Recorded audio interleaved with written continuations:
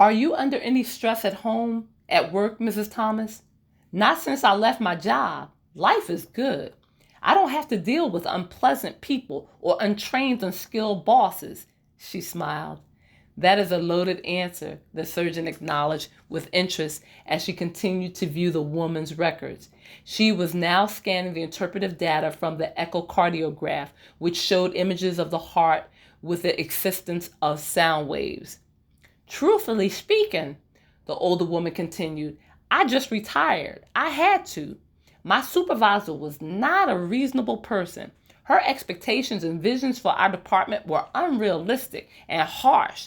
The woman could not talk to people. So it was time to say goodbye to her and the job. No hard feelings. It was just time for me to begin a new chapter of my life. I know a little bit about starting over, admitted Aaron sadly. It can be very hard. Only if you don't prepare for it. There are some things a person simply can never prepare for, she concluded. Such as? Probed Mrs. Thomas gently as she watched the doctor closely.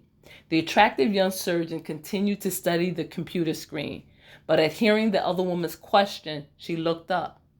Betrayal? Deception? Why had she answered the question so truthfully?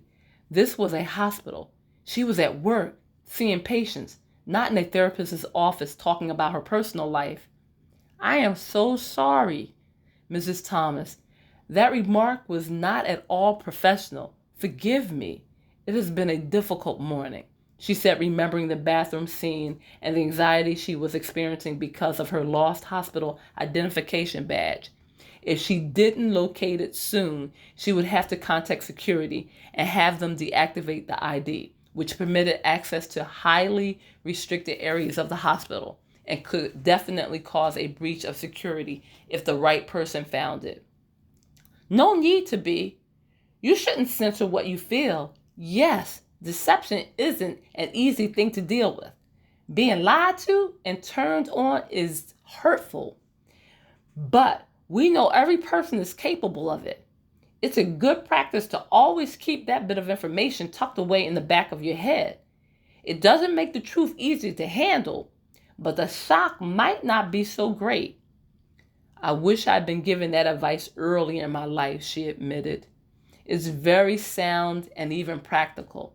It took me some time to realize it. Of course, the Bible helps a lot. Are you a godly woman? The doctor asked unexpectedly. The question had been formulating in her head for some time, but she hadn't intended to voice it until Mrs. Thomas's confession. Then the words just seemed to tumble from her mouth, all by themselves. The woman gave Aaron an inquiring glance, thoughtful, but brief. That question has never been put to me like that before, but yes, I trust in the Lord. Why do you ask? Would you pray for me? My personal life is in turmoil. I just need a little direction and a lot of courage, she stated. My boyfriend, recently ex, is getting married, and I'm having a hell of a time dealing with it. I see, she said quietly. There was empathy in her voice. I simply would like a little divine intervention because I want to hate him, but I can't. I want to curse him, but truthfully, all I feel for him is love. Yes, I was despicably betrayed, but I keep remembering the good times, the happy moments. How can that be? I don't know. Perhaps what you and this man has cannot be explained by mere words. Perhaps your relationship is too complex to be defined. Maybe the friendship hasn't ended. The separation might be what you both need. He might need the space to realize just how important you are and what he is about to lose.